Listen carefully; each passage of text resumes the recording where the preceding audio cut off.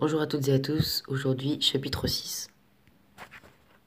Chapitre 6. Les paysans. Martin sortit, avec les villageois, de l'enceinte fortifiée. Dans d'autres circonstances, il aurait été fou de bonheur en voyant de nouveau, après les longs jours de réclusion, la campagne ouverte devant lui. Mais la campagne n'offrait que désolation. Les chaumières incendiées fumaient encore. Les meules, de bon blé, n'étaient plus que cendres. Pauvre blé! Pendant le printemps, lorsqu'il était en herbe, tout au long de l'été, quand les épis s'étaient formés, les paysans avaient tremblé pour lui. Il en avait suivi la maturation avec angoisse, les yeux constamment tournés vers le ciel, où se gonflait une nuée d'orage, et plus encore, et vers l'horizon, où une autre nuée, bien plus redoutable, pouvait apporter la guerre. Il l'avait attendue, cette guerre, étonné d'avoir vécu des mois sans qu'elle vînt. Le blé avait été coupé, mis en meule. Les manants avaient décroché leur fléau, et c'est alors, quand l'espoir était enfin permis, que la guerre était survenue. Plus rien ne restait du village.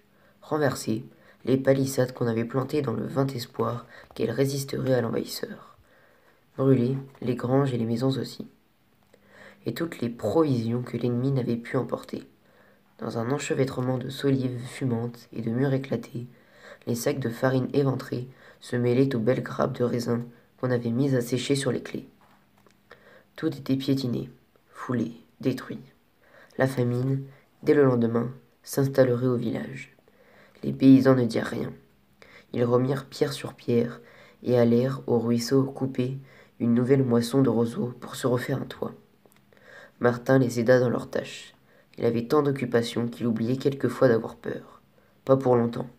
Maintenant que la bataille était passée, qu'allait dire le seigneur?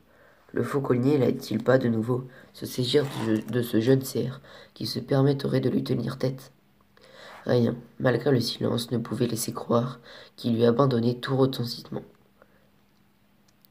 Alors la peur revenait. Martin se cachait dans un coin de la maison hâtivement reconstruite.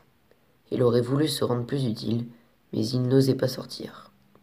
Celui qui a connu la cellule ne goûte qu'en tremblant une liberté menacée. Martin, il faut aller chercher des glands, dit le père, quelques jours après la bataille. L'enfant était dans un moment de crainte. Il essaya de se soustraire à cette besogne. Père, pas tout de suite, je vous en prie, on va me voir. Le moulin ne moudra pas de froment cette année. Si nous attendons trop, il n'y aura plus de glands. Ils seront tous ramassés et les sangliers auront même mangé les derniers. Père, j'ai peur. Du fauconnier? Oui. Nous prendrons à travers les collines. Nous le recanterons pas. Vous savez que je n'ai pas peur de l'ouvrage et que je vous aiderais bien volontiers si je le pouvais. Le père, d'une main affectueuse, ébouriffa les cheveux de son fils. Reste ici, tu viendras une autre fois. Mais n'aie pas tant de soucis, il y a autre chose à faire, le fauconnier, que penser à toi. Il riait en disant cela, pour rassurer son enfant et, peut-être, pour se rassurer un peu lui-même. Sa besace à l'épaule, il prit seul le chemin des bois. Tout le village était sous les arbres, et les sangliers, cet automne-là, ne croquèrent pas beaucoup de glands. Chacun fouillait la mousse, fourrageait au creux des feuilles mortes, d'où se dégageait une odeur d'humus qui faisait crier les ventres vides. Les premiers jours, ils trouvèrent tous de quoi remplir leurs sacs et calmer les tiraillements d'estomac en mangeant les plus beaux fruits sur place. Puis, la récolte se fit quelque peu hasardeuse. On mit alors de la précipitation à s'emparer d'une rare provende. Il s'y mêla des palabres, des querelles et des coups de poing. La faim avait commencé son long et ténébreux travail de destruction. La mère, pourtant, fit des galettes avec une grande joie au cœur. Elle avait retrouvé son fils. Mieux valent galettes de farine de gland mangées en famille que bon pain de blé qu'on ne partage pas avec les absents. Voilà ce qu'elle disait, la mère, en pétrissant la pâte et en portant les petits gâteaux au four banal. Et c'était vrai que jamais galettes de pauvre de farine ne furent mieux réussies. Pendant qu'il cuisait, la paysanne surprit les bribes d'une conversation qui arrêtèrent les battements de son cœur. Elle s'était assise un peu à l'écart pour éviter les questions au sujet de son enfant et mieux rester en ses pensées. Soudain, elle crut entendre que le fauconnier avait été blessé dans la bataille. Elle se leva d'un mouvement qui trahissait sa surprise et elle s'approcha du groupe des commères afin d'obtenir des précisions. Pas directement, bien sûr. Ce n'eût pas été prudent. Tiens, la Marie, Tu fais bien la fière aujourd'hui, attaquer une des femmes avec cette bonne humeur acide, commune à toutes les mauvaises langues villageoises. Mais non, on a ses soucis, voilà tout. Qui n'a pas les siens? Enfin, on en a plus ou moins. Certains en ont plus que d'autres. La mère tenta de trouver un ton indifférent. On dit que Notre-Dame a eu grande peine de voir son village brûler. Elle a pleuré, et je sais de quoi je parle. C'est la Pierronne du château qui me l'a raconté. Et le seigneur Guilhem, que Dieu le protège, il n'a pas été blessé. On dit qu'il y a eu beaucoup de blessés, beaucoup de morts aussi. On dit que le maître fauconnier a été blessé. Une flèche dans l'épaule. Il s'en tirera, mais il n'est pas encore sur pied. Le temps me presse. Mes galettes sont cuites. Je m'en retourne chez nous pour douiller la pauvre femme qui ne savait comment dissimuler sa joie. Et elle s'en alla si vite, qu'elle en eut le souffle court. En remontant le coteau, elle s'arrêta derrière une haie, et là, elle rit toute seule, longtemps, jusqu'à ce qu'elle pleura. Mon Martin va être content, se répétait-elle. Sûr qu'il va être content. Il n'est pas encore surpris. Une flèche dans l'épaule. Elle repartit, heureuse, parce qu'elle avait des galettes et que son fils en mangerait. Elle arriva hors d'haleine, à la chaumière. Martin, accroupi dans un coin, la vit surgir, refermer la porte, et rester là, à demi plié, appuyé au bois sombre pour reprendre son souffle. Elle n'attendit pas d'avoir retrouvé son calme. Elle lui cria la nouvelle. Blessé? Oui, une flèche dans l'épaule. Elle riait d'un rire nerveux qui la secouait tout entière. Lui, au contraire, sortait un nœud très dur qui se défaisait dans sa poitrine. Malgré les poutres calcinées, la maison réparée à la hâte, la faim qui, déjà, se faisait ressentir, il trouva soudain la vie merveilleusement belle.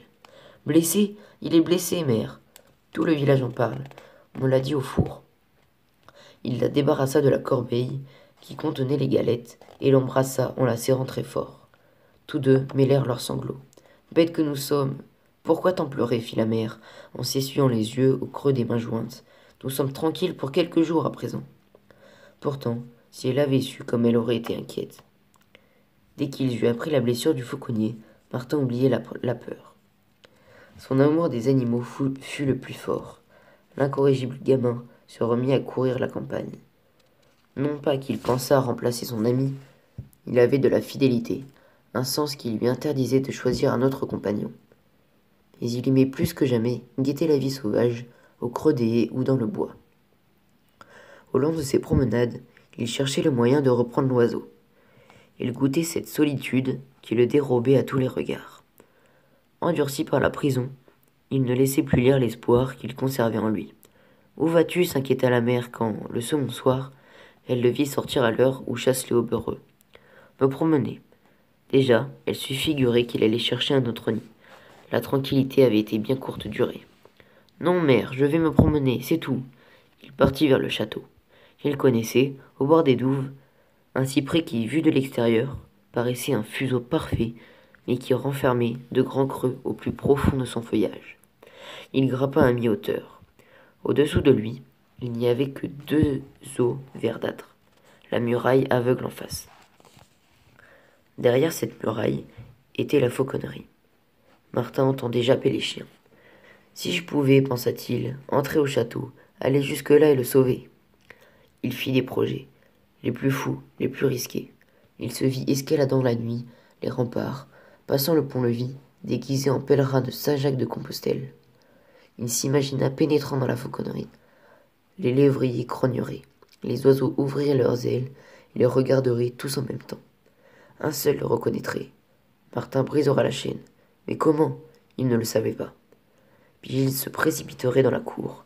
D'un geste triomphant, il lancera l'oiseau qui s'envolerait par-dessus les murailles. Mais les murailles étaient toujours entre l'oiseau et lui. Elles avaient résisté à l'assaut de toute une armée. Elles sauraient bien garder leurs prisonniers. Cela n'empêche pas que j'étais prisonnier moi aussi, et que je me suis évadé, se dit Martin avec fierté. Il resta là un long moment, pelotonné sur une branche, des brindilles sèches dans leur cou, qui le grattaient.